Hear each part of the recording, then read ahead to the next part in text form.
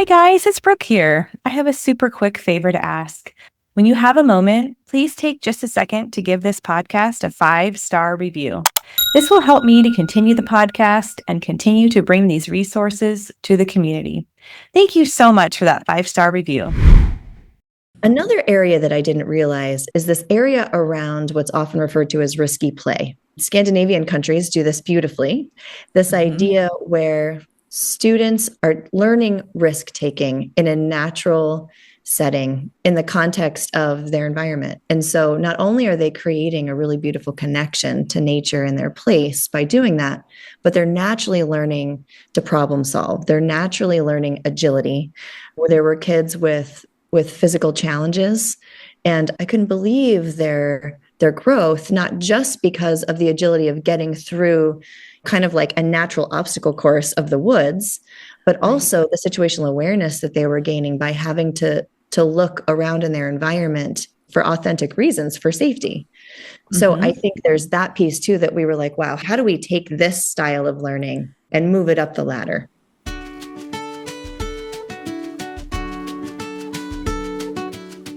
Hey there, it's Brooke, and welcome to Finding Hope on the Spectrum, where I have heart-to-heart conversations with parents, professionals, and autistic individuals sharing personal insight and life experiences. Together, we dive deep into supports, programs, and stories that offer inspiration, insight, and most importantly, hope for the neurodiverse community. Before we begin with today's topic, please take a moment to like, share, and subscribe to this podcast. And if you know someone who this would be helpful for, please pass it along. Remember to always stay curious, be kind, and have an open heart. All right, let's get started. I have been looking forward to this conversation for a while now and just cannot wait to dive deep into our topic today. And before we begin, I'm going to introduce our guest. Today we have Brooke Ober, and Brooke has been a practicing speech language pathologist for over 20 years with a specialization in social emotional learning and executive functioning. She spent the first 8 years working in inpatient and outpatient rehabilitation centers with adults who suffered from strokes and head injuries.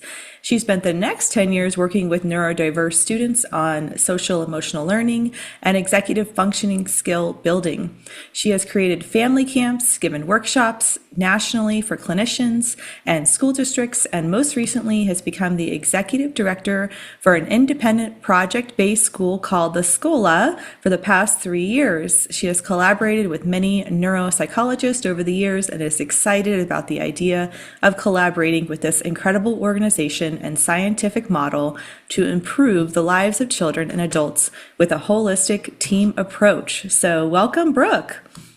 Thank you. Excited to chat with you. Yes. So, first of all, the school is the most stunning, gorgeous, grounding location. I had the opportunity to come and take a tour with you, and it was so amazing, and it really is a special place. So I'm just excited to have this conversation and talk about the value and the benefits of everything you're offering at the school and the power of nature and just the setting. We should just talk about the setting for a moment. It's in the forest. Maybe you can just kind of describe some of the fairy garden and all of the things that I saw, the yurt. It's pretty magical. So maybe you could just share really, really briefly just the setting, and then we'll have pictures of the setting as well in the reels, and of course you can check it out on the website. But let's just talk real quickly about what the setting is like. Sure. Well, we were fortunate to have a donor who believed in this alternative model of education and donated this location, which is just incredible. So we're about 5 minutes outside of Whitefish, and also probably less than 10 minutes outside of another town, Columbia Falls. And it's on 10 acres. We have a couple different buildings for different age groups. We have our fox forest for the preschool with yurts.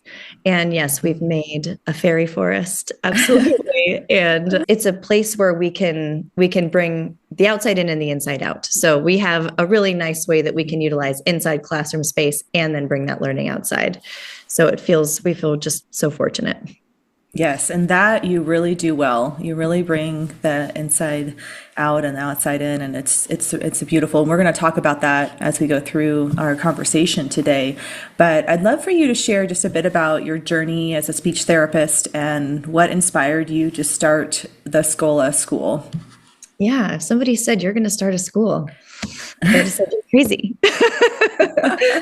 I think I've always loved the brain. I got into speech language pathology because I was like, I couldn't get enough of neuroscience. And I just was digging and digging at who helps people understand their brain and rehab their brain. And so I started out in hospitals with neuro rehab and I loved it. And as time went on, there was just this pull towards pediatrics. And as I started working more with pediatrics, I started really wondering about these students that had some of these executive function challenges. They were so bright oftentimes and just had such a challenge understanding how the world works. And I dove into it. I was just like, what is going on in these brains? And really started learning more about executive functioning, about how social emotional learning connects with executive functioning. And essentially what I realized is all of that cognitive rehab really was something that I could really bring into the understanding of these minds from a different lens, from a developmental lens, rather than a rehabilitation lens.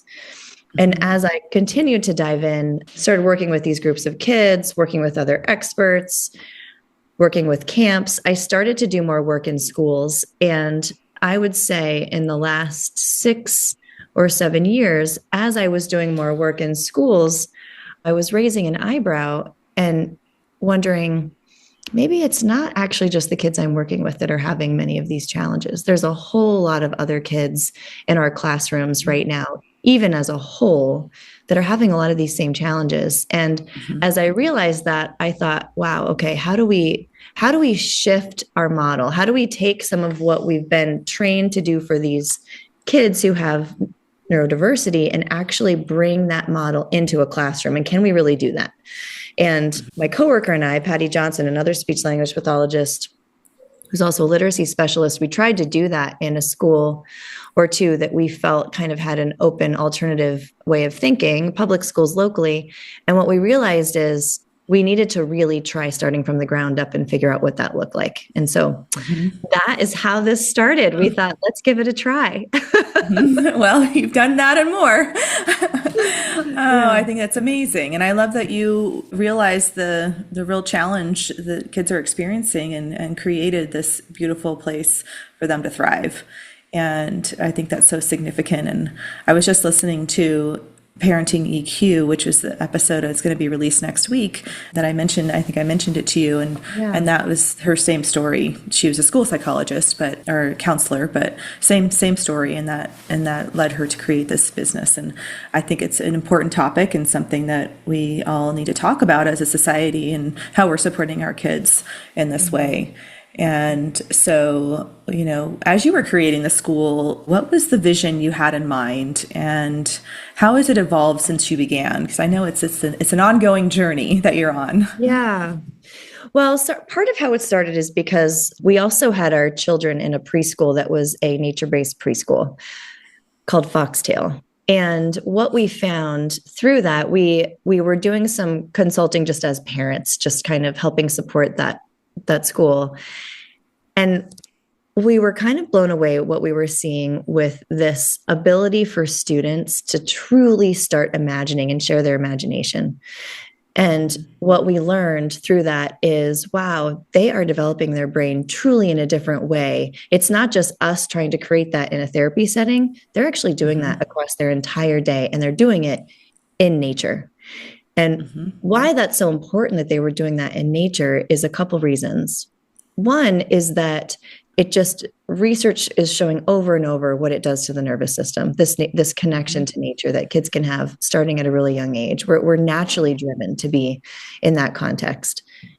Another area that I didn't realize is this area around what's often referred to as risky play. And it's this idea, Scandinavian countries do this beautifully, this idea where students are learning risk taking in a natural, setting in the context of their environment. And so not only are they creating a really beautiful connection to nature and their place by doing that, but they're naturally learning to problem solve. They're naturally learning agility. There were kids with physical challenges, and I couldn't believe their growth, not just because of the agility of getting through kind of like a natural obstacle course of the woods, but also the situational awareness that they were gaining by having to look around in their environment for authentic reasons for safety. So I think there's that piece too, that we were like, wow, how do we take this style of learning and move it up the ladder? Yeah. And I think what stands out for me as you're sharing that is there's that internal motivation to be aware, to learn, to grow, and because it's so authentic and meaningful. Yes. Kids know when we try to recreate something that's not authentic. Yes. Yes, they do. Yes. And I know, that's a big thing for our neurodiverse kids, really wanting to give them opportunities to be internally or intrinsically motivated to grow and to learn. And, I think that is such a value that is just embedded into the experience organically. And I think what a significant thing that you have there. Now, the SKOLA school is built around some really core values, and I'd love for you to walk us through those values and why they're so central for your work. So we created these 4 pillars, and the idea with these 4 pillars and what those 4 pillars are the school or the education and the style of education, the self, so how we support the self, community, and nature. And we chose those because they interconnect really so much. In terms of the educational piece, we were trying to tap into the idea that learning truly can happen everywhere, that it doesn't need to be in a classroom. It doesn't need to be just in that moment of learning, even in nature. It can be anywhere. And how do we shift into this mindset of learning how to learn and curiosity no matter where we are? So that was kind of one piece to that. Kind of like you were just saying, that idea of keeping it authentic and meaningful. Another pillar is about supporting the self. And this really, for me, taps into this idea of compassion science. So this idea of really starting to understand the best way to understand yourself, your own uniqueness, what it really looks and feels like to take care of yourself and get to know yourself, and then also to do the same for each other. So it's kind of that idea where you're starting to understand what compassion is with yourself, and then how do you start shifting into this idea of interconnectedness and systems thinking, that we're all truly connected. And I think that's where we bring in community and nature, because we want kids to understand that nature, the connection to nature, is also this idea that your well-being is very closely tied to your relationship with nature. And this idea that service and stewardship for your community, whether community is your family, whether it's your classroom, whether it's your broader community, that it really is all interconnected, and starting to think in more of a systems thinking model, so that they are really starting to understand through that authentic, meaningful approach that their voice matters. That if we're learning through a project about a topic that's happening in our community, that they can actually go talk to city council and make a difference, and that they're going to be listened to. So I think that's kind of how we try to tie all of these pieces together in kind of a place-based model, meaning where they're really connecting to their place so that they can embody that, and then later when they're ready, experience it beyond their place. That's so significant. And I love that you shared the focus on a compassion for yourself. I think that some of these things that you're working on, so many adults would benefit from as well. And I wish we all had these opportunities as kids, because you're really giving them opportunities for life, to be successful in life, successful with relationships, and to feel empowered, and to understand their value and what they're capable of. And it is such a gift. And I think it's just so important that it's not the mainstream approach. And, we just need to really have these conversations to share this type of information and how we can bring it to the more mainstream, or even just in our homes, right, with our own kids. Right. And I think that's why it's so important for you to be on today, because for our listeners, they can be thinking about how that can be applied in their home, in particular with our neurodiverse community as well, and supported. And we talk about that a lot in our programs, of just the importance of being of value within your home, within your community, to feel heard, to understand that even if you have challenges, that you are of value and your opinion matters and your abilities matter, and you have the right to participate in a meaningful way, within any setting. Well, and, I think so much about that, even starting at a young age, but with this neurodiverse population, it's no different in that everybody wants to be helpful. Kids innately, they want to help. It's innate in us. So if we're able to start, and that collaboration piece is so huge. So making it authentic, making sure that if they're going to do stewardship at the end of the day, and we really do have to do the recycling for the school, that they have it, that we have a team of kids who's doing it because we truly need it, and they're the ones connecting with our recycling company that's coming, just so that they really get to feel that. Or at a young age, they're the ones who are bringing the wood in a foursome for the yurt for the next day, but they love it because they know how important it is and how much it matters. And I think that's one of those pieces that we really try to bring home with families is if you have a moment that's truly authentic for your household and you're joining them, you're not just telling them what to do, but you're actually joining in. They get to truly feel that team approach. And what I find with a lot of the kids that have had challenges in finding that collaboration connection, for whatever reason it is, oftentimes also from anxiety at this point, is when they have that meaningful team approach, when it's really because they know that the wood needs to go in for the fire, then suddenly they feel it and they want to do it more. And it's really, I find it just remarkable, actually. Yeah, I love that. That's a perfect explanation of it. And I think it's so important. And as you said, families can do this at home, and they can invite their child. And what we always say in our practice is that we do approach. It's not a you do. Exactly. We go, it's so funny. We just talked about that in our staff training, because we so often want to go so fast to the you do. Like we just want to speed it up so much. Even as teachers, like we all catch ourselves in this all the time. Parents, I mean, as I was trying to get my kids out the door this morning, I was thinking how unhelpful I was being for their executive functioning as I was directing them. And I think it's so important, more than anything, for us as parents and educators to just have that awareness, because we're going to do it. We're going to try to speed through it because we have so much that we're trying to teach, or somewhere we're trying to get. But if we can just have the awareness of how quickly we're trying to go to the you do, how we can just really stay with the we do longer, how much that matters. And then how can you so slowly take away and shift from the we do to the you do so incrementally that they maybe don't even realize until they're doing it and feeling that empowerment. Yes.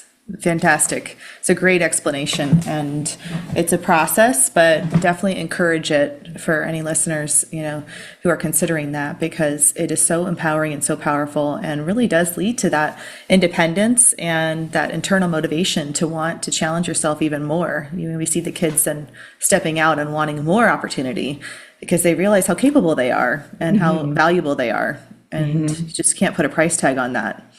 So it's just so great that it's embedded into your philosophy and your approach in general. Well, and I think to that end too, one thing that we talk about a lot, and it's another one of those things that we continue to reiterate as a staff, because it takes time. Like so many of these things take time. And so you have to give yourself grace. How often can you really do it realistically? And sometimes you can't. That's okay. Yeah. But I think that planning ahead for that collaborative grouping and that collaborative approach, really trying to be mindful of what the roles are going to be for each of those students, or even as yourself as a parent with a child, what is a realistic role that you're going to give your child or that student, and who might you pair them with so that they get to see a different strength in someone that they might not see otherwise. That takes planning, but I think it is so powerful. I actually think it's one of the most powerful pieces if you want to try to do a collaborative work environment for kids, or even if it's within your family. It's that pre-planning and pre-thinking of the realistic growth edge that can truly match that child or those students. Yes, I'm so glad you shared that. And I think it's so important to mention that if you give it a try and it doesn't work out as you maybe thought it would, you reevaluate, you reflect, and you go through that same process you just described, and you make adjustments. And if you stay in that mindset, then you're evolving and you're adjusting and you're setting your child or your student up for success. Absolutely. Yep. And we all mess up a lot. So how do we shift our mindset to, mistakes or growth? We actually did a staff meeting 2 weeks ago with the best mistake of the week. We all just talked about our best mistake, but I thought, why don't we do this at our family? We should. So we did it at our dinner table. What was your best mistake today that you learned from? And sometimes, what we've talked so much about this year as a staff is the idea of a practice, meaning the idea of what do we want to normalize? What do we just want to make part of our practice so that it doesn't need to come up when there's a concern or a bigger emotion? How do we truly make this part of our practice? And I think that's an important point for all of us. It's so important. And if your staff are embracing it, then the students are going to embrace that. Exactly. And we say that a lot. Like, we have to embody it. We have to be doing it if we really think. And it's hard. It's a good reminder how hard it is. Yes. Well, I'm going to try that with my kids. I love that idea of your mistake of the week. Best mistake. Yeah. Yes. It's so great. Well, let's talk about the nature aspect of it, because I think that is so unique and just it's important. And I think that for those that you are listening that may not have as much nature around, maybe you're living in a city, you can apply this idea by considering where you can access nature close by. But let's talk about, why you believe nature is such a powerful teacher. This show is brought to you by Therapeutic Approach to Growth. Therapeutic Approach to Growth helps families with relationship and behavioral needs. Their holistic programs are individualized to honor and respect each family and their autistic son or daughter's sense of self through programs such as relationship development intervention, naturalistic ABA, and animal-assisted services. If you're finding yourself frustrated or discouraged with your current behavioral programs and would like to see more long-term meaningful growth for you and your family, then contact TAG today at www.tagforgrowth, that's TAGFORGROWTH.com, to learn more about how to schedule a consultation or how they can offer you the help your family needs, whether in person, remotely, or in a school setting. Again, that's www.tagforgrowth.com. I think one of the big pieces is when I really think about executive functioning, and when you really try to just dig through the layers of the onion down to the core, really with everything, we end up coming back to self-regulation, right? That ends up, it's like you want to, just like everything we try to speed through, we want to go up to problem solving. We want to go up to, self-talk and awareness and all these pieces that are so important. And what often happens, I feel, is we're like, pause, let's go back to self-regulation. And I think everything that we've learned about our nervous system and about neuroplasticity, I think we almost can't even comprehend the power of self-regulation. And there is nothing that I have seen more powerful for self-regulation than nature connection. I mean, every type of child at every age, I tear up actually just thinking about it. When they start to really dig into the connection that they have with nature, things change. And their mind and body become open to whatever that next step of learning is for them. And it's incredible. An example I can give is one of the aspects that we do, one of the pieces we do is sit spots. It's called a sit spot. So at the beginning of the year, the kids together. They're a part of the process of finding what we call their sit spot. So this is going to be an area, a space in nature where they're going to go sit and reflect on a prompt that we usually give, work on noticing, work on many of those kind of mindfulness strategies associated with the prompt for about 15 minutes twice a week. If you think about having a kid go sit for 15 minutes in silence by themselves in a spot in nature where they can't really see other people, to me, at first glance, it's like, are you crazy? Who's going to do that? And what we have found is our students love it. They talk about it constantly. They can't wait to go do their sit spot. They talk about it with their friends. We have a few fourth graders who want to go give a talk about it to another school nearby because those teachers were asking about it. And they said, can we go give a talk about it? And I was like, this is incredible. I think it just demonstrates that they find this place. They feel comfort from how well they have connected to this one location that they go back to twice a week, all year, including the winter. And it just, they come back from that grounded and ready for something new. And I love an example. We have a Montessori teacher here right now who owns a Montessori nearby, and she's been doing some consulting with us for some of our younger classes. And she said, I cannot figure out why these kids are so ready to learn. Like, I come in and they are like sponges. And to me, I was like, oh my gosh, this is so validating because they have just experienced this strong nature connection before she comes in, and they are just excited for the next step. It's like their bodies have connected and done what they need to do. So, I mean, I could go on and on. I feel like this, and aside from that, I guess another thing I would love to add is there's also skill building associated with our nature model. So there's a progression of fire building. There's a progression of shelter building. There's a progression of whittling. And what that does is it creates a skill with the deeper understanding that it's needed for survival and it's connected to the resources that they need when they're in the natural environment. And I think not only does it create this connection, but it creates this confidence. I think, I don't know if confidence is the right word, but it creates this awareness that if I need to just survive, I'm learning how to do that without all of these external things that we've created to help us. And I don't know, I'm sure there's research on it, but I don't know if we even realize the profound impact that has from a young age. In addition to the comfort of being alone in nature. Yeah. I mean, that's another piece that I think the resilience and the grit and the problem solving, I think it's just incredible. I mean, that's a long-winded answer. No, I love it. I'm absorbed in your story. I'm there with you. I'm finding my own sit spot in my head. I think and I have to tell you, it's an amazing thing to do as a family. You know, we did it as a family last year. And even my husband, who has a very intense job and is quite stressed, often is like, wow, I really think we need to keep doing that. That's really good for me too. You know, so I think it's just, it's an incredible thing as a family that you can do too, as a moment to just pause and reflect. Absolutely. I mean, I actually think that I feel even calmer as you were talking about it and I was visualizing it.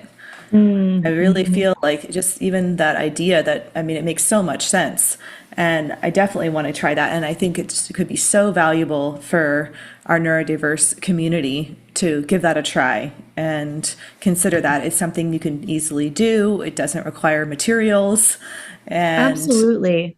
And, you know, I think too, thinking of this, of the neurodiverse population as well, it's hard to pause.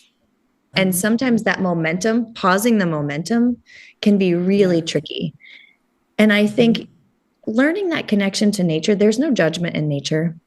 If anything, a lot of our neurodiverse kids connect easier and better to nature than many of us because they feel that. They feel that deep connection. And quite honestly, oftentimes here, those are leaders in this model. Those are the students that I think are helping others gain comfort in that connection I think it can be really powerful.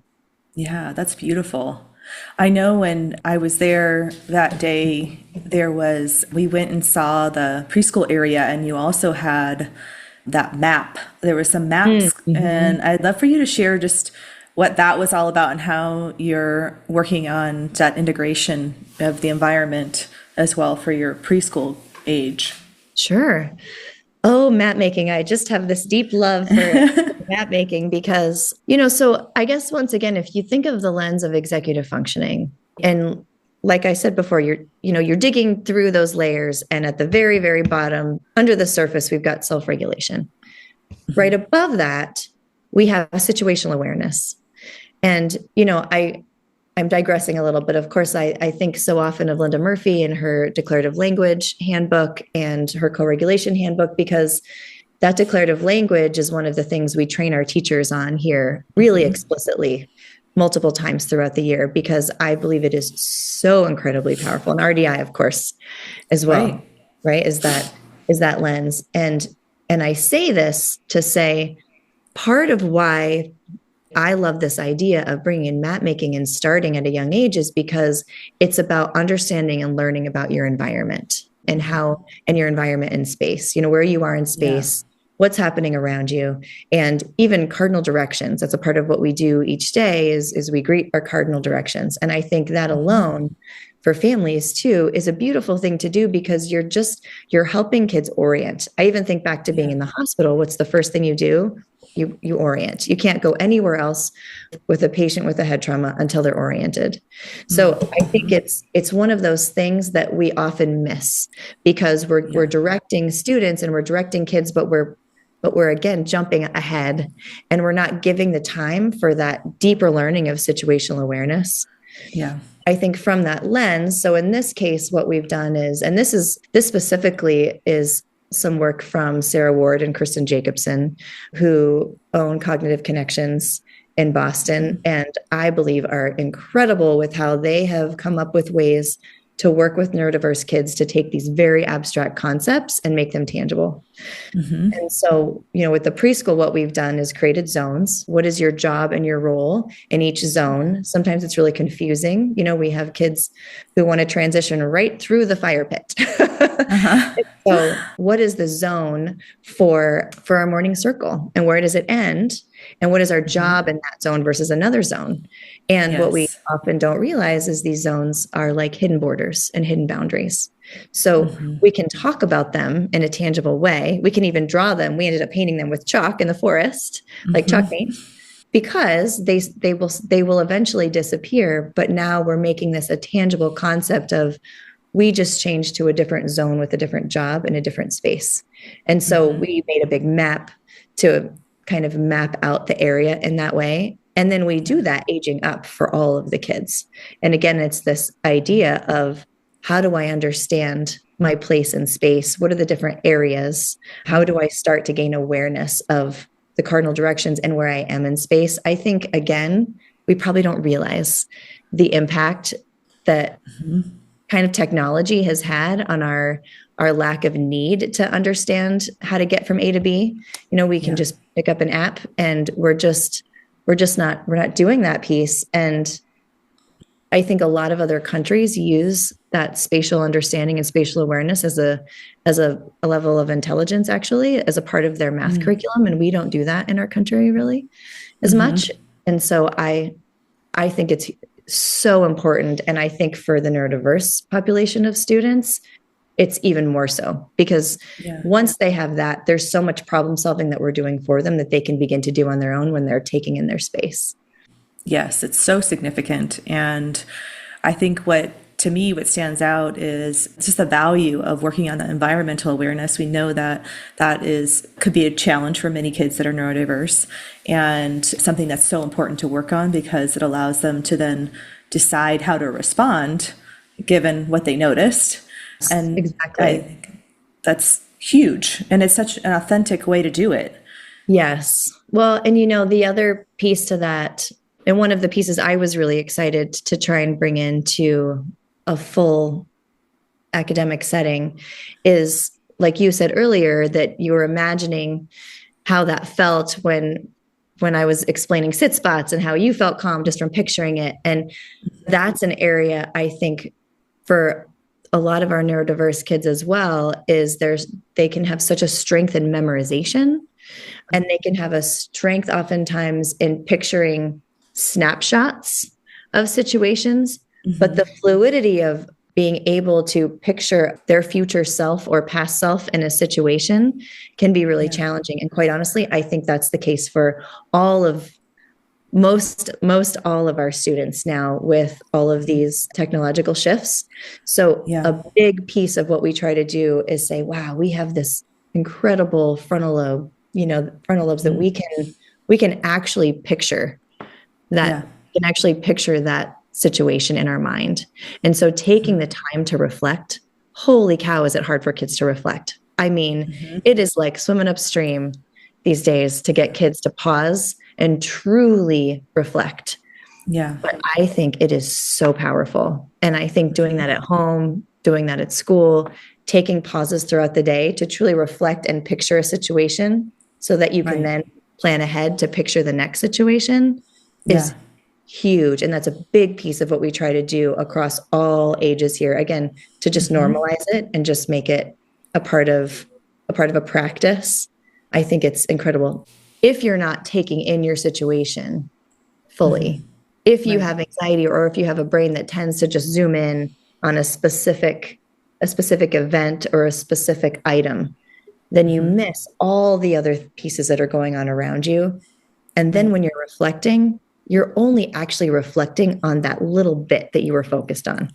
So it's kind of twofold. It's really focusing on that situational awareness and then using that lens as your reflection to help kind of guide the future problem solving. Oh, it's so powerful. It's so powerful and critical. And, I think it's such a life skill that you're giving them at such a young age, starting in preschool. I mean, that is a fantastic way to get that started in your learning journey. And it really does expand to life and being successful in life. What stood out to me was this idea of boundaries that you shared. I think that's so significant that, so many adults struggle with boundaries in general and learning, and we didn't get that.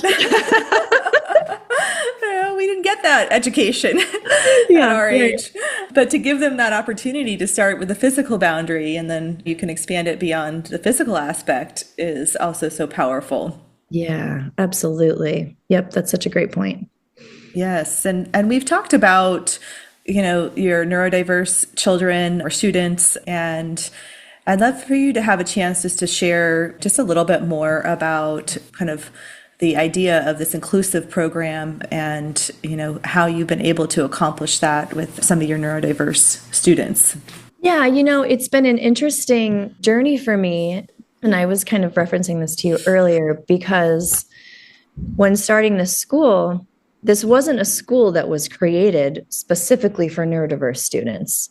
However, really with the science of learning that's coming through, we really focus on the science of reading. Now we're stepping into the science of math. I think we're really starting to embody this idea of the science of learning. And what we have found through that is, oh, look, this strategy we were using for kids with dyslexia is actually the best strategy for everyone. And so it's kind of this model of, okay, well, it's likely going to help, or I think research is continuing to demonstrate that these approaches are going to help everyone.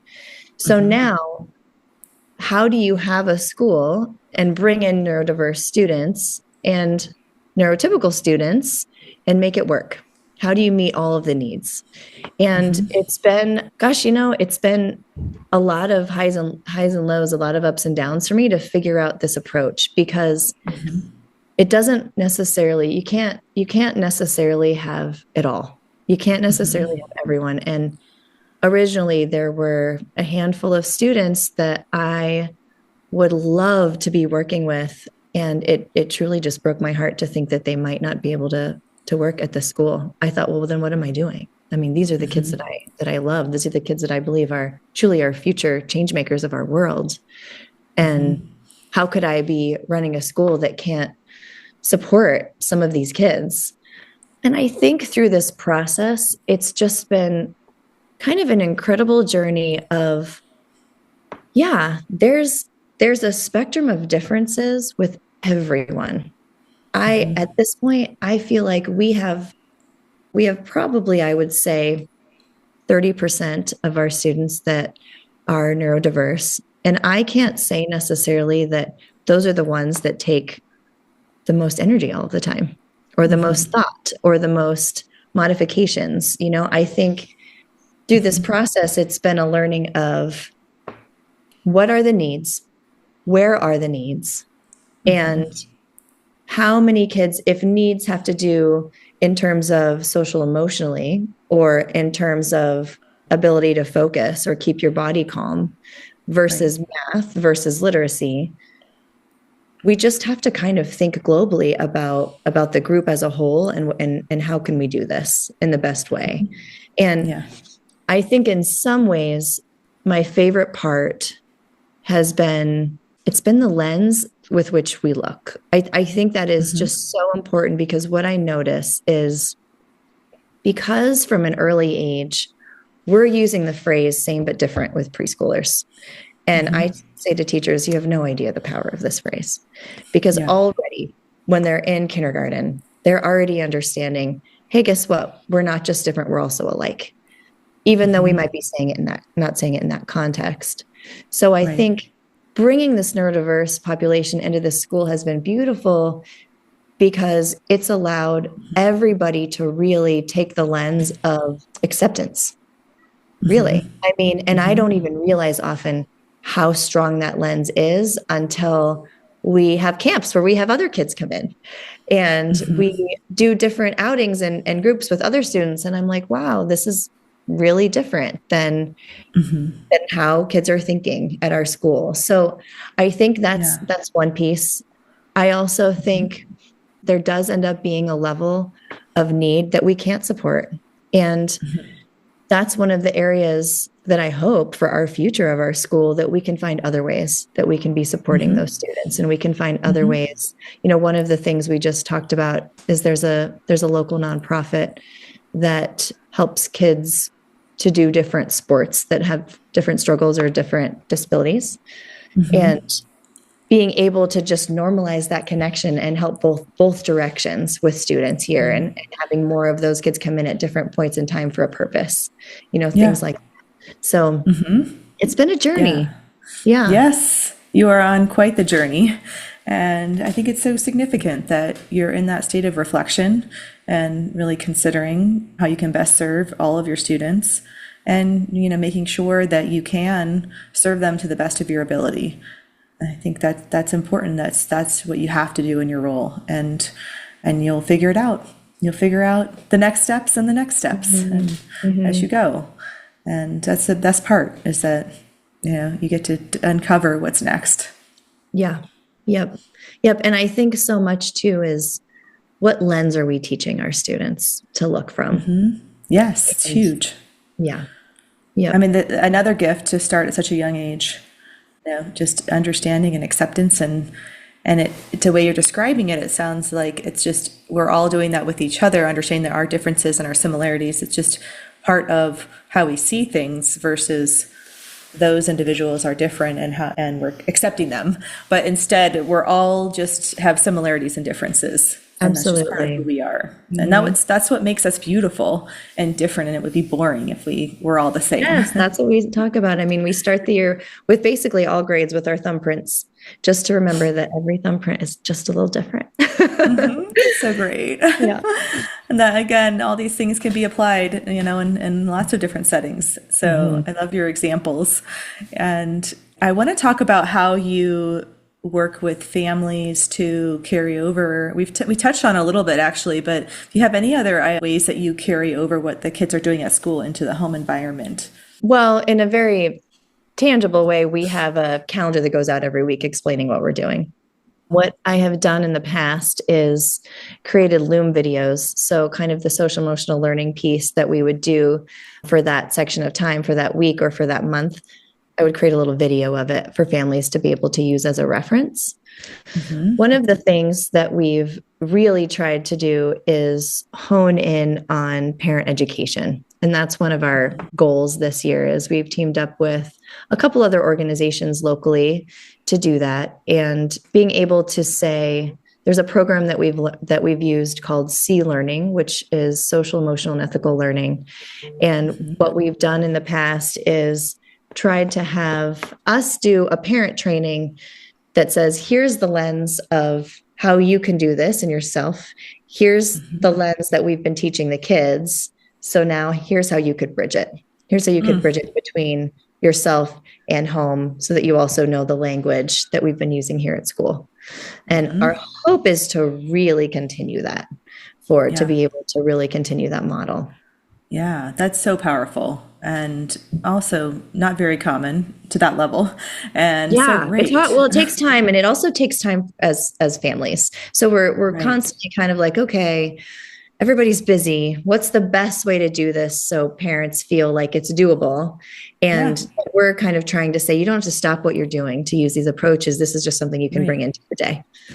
Exactly. I'm just visualizing that reflection process, that you were talking about. It takes, 1 minute, 2 minutes. While you're driving, Yes. So, yeah.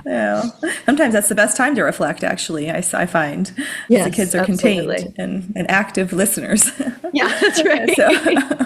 And it's a process to get your kids to want to sit down and reflect with you because it's that momentum pause, that's so hard for all of us. Yes. I think we do that a lot, as you know, in RDI, and I think it's so powerful. I have a student right now that's just exploding with it, and it's just so exciting to see him get to this place of reflection and how much is now coming from that experience. And it really it opens the door to so many new opportunities. Oh, it's incredible. The power of reflection. It is. I think, I guess one other little nugget for families is that we talk a lot about here, and I know this is not new, but is starting with a purpose. So it just really gives that agency to kids to understand why we're even doing this. So we don't say we reflect and we just reflect. We talk about why does it even matter and what's happening in our brain when we reflect, and why would we do this? And we try to really talk to students. Like, for example, we have one kiddo who loves sports. And so we were just talking about, well, what do you think pro football players do right after their game every time? And that was it. He's reflecting now. Yeah. All in. Having that authentic understanding again is like, no, there's an authentic, meaningful reason we're doing this. It's not just because we said to do it. Yes. And you made that meaningful for him. And that also is so significant. When things are meaningful, then you have the buy-in and that motivation. And that's how you get that internal motivation to grow. Yes. And so significant. And I think that it would be so great to have you share if there's kind of a student that comes to mind that had an amazing growth journey through the SKOLA experience that kind of captures the spirit of your mission. If anybody comes to mind, if you could share that would be great. Yeah, it's interesting. I do have a student that comes to mind. And interestingly, I also have these two brand new students this year that are coming to mind for me as well, because one of them has struggled in a couple other different schools. And, it's interesting because we were just as a staff talking about, we do a reflection and we do some form of a kind of a gratitude or a specific reflection each week as a staff. So this week which was just yesterday, it was a community connection that we felt. And I thought, this is interesting, but the only thing coming in my mind is we have a new student who is neurodiverse and is having some challenges. And it is tricky when students start later, when they come in the later years, they haven't gone through our process. And so they're kind of coming in with a group that's already gone through this different understanding of doing things. And so it can be tricky to kind of create this shift later on. That being said, I was having a conversation with his mom about some of the challenges that we were noticing, and we were kind of problem solving together.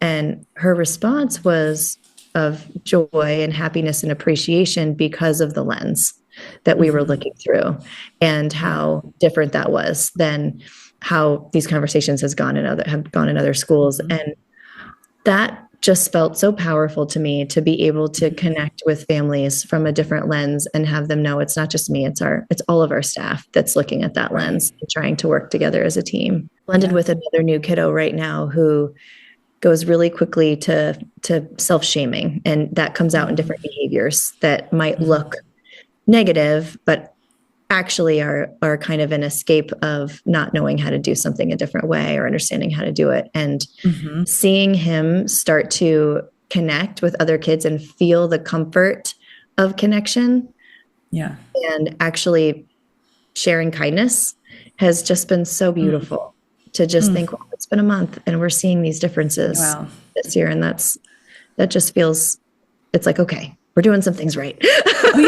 You're doing a lot of things right. You're always trying to figure out, are we doing this right? Because there's a lot of moving parts.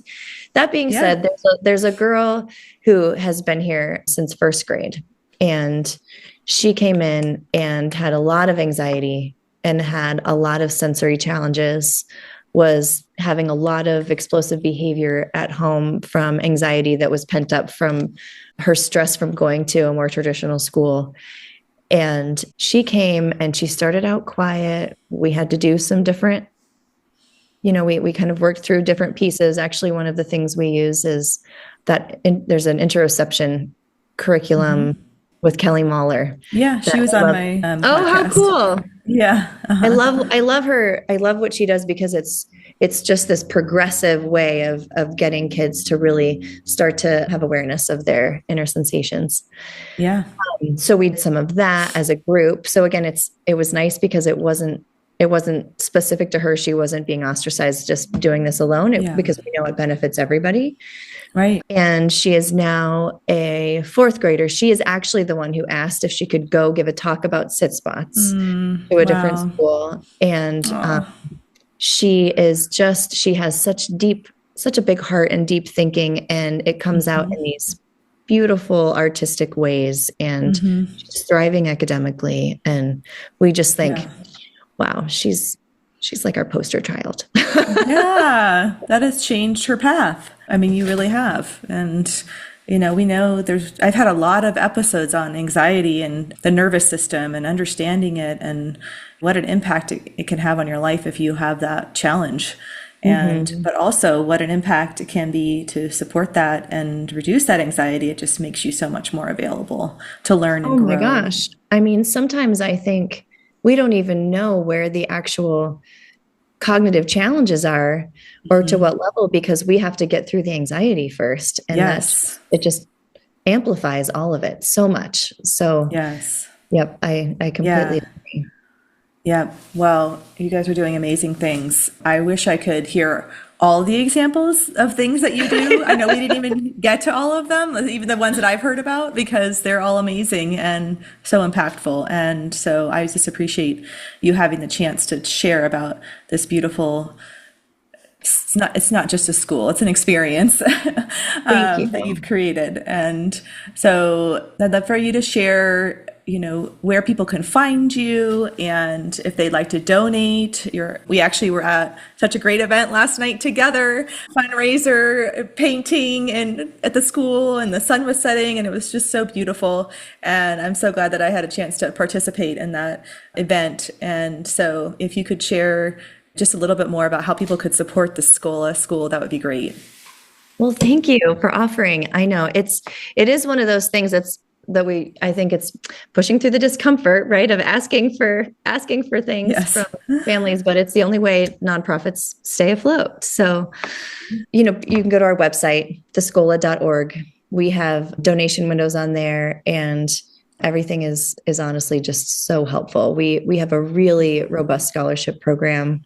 We have board members that have worked really hard to try to create a scholarship model that feels really fair and equitable for all families, to really try to say, if you feel like this is the right fit for your family, we want to be able to support you coming and be able to make that work. So I think that's huge.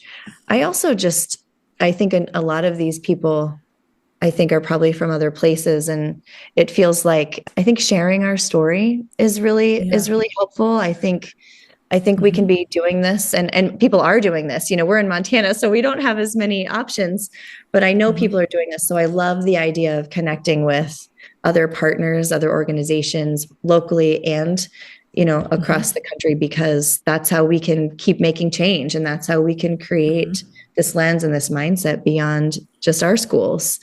So I think that's all really helpful as well. Absolutely. And so glad you shared that. And I will make sure to include the information in our show notes as well for our listeners so they can access your website.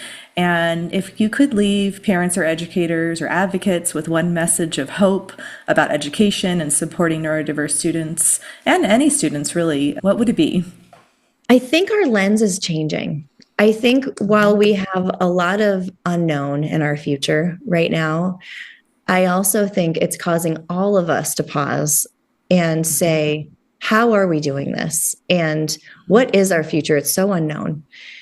And I think seeing the educational shifts that are happening with kind of a scientific model, like the scientific lens of reading and math and learning, to me is demonstrating a shift of we're realizing that all brains are unique and different. We're realizing that there is a form of learning and teaching that is going to help all different types of brains in a more efficient way. And to me, that is showing that we're having more awareness, that neurodiversity is maybe going to become a way of thinking that's for all of us.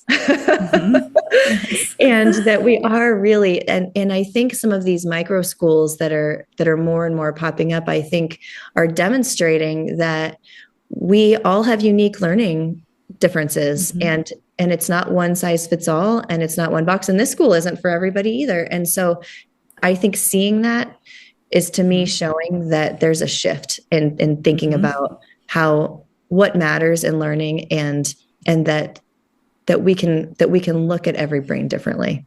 Yeah. Beautiful. Well, you are definitely helping with that shift and moving that needle. So thank you for what you're doing and what you're offering to the community here and these kids. And I'm just excited to see what the future holds for the school and the next steps, and just appreciate you being on today and sharing and taking the time out of your very busy schedule to be here. So thank you so much, Brooke. Thank you too. So fun. I'm dancing on the edge again. The wind is calling my name. I'm dancing on the edge again. This time I'm not looking back, babe. You can change me, you can tell me down. I'll be echoes in every place I find. I break the molds with rebels mind. I'm a hurricane of free falling mind. The information provided on this podcast is for general informational purposes only. The content shared is based on the experiences, opinions, and perspectives of the hosts and their guests, and should not be construed as medical advice, diagnosis, or treatment recommendations. The discussions and topics covered are intended to foster understanding and awareness of autism therapies, but are not a substitute for professional medical guidance. Before making any decisions regarding therapies or treatments, we strongly encourage you to consult with a qualified healthcare provider who can provide personalized recommendations based on your unique circumstances. By listening to this podcast, you acknowledge and agree that the hosts, guests, and producers are not responsible for any consequences, damages, or outcomes arising from the use or application of any information during the show.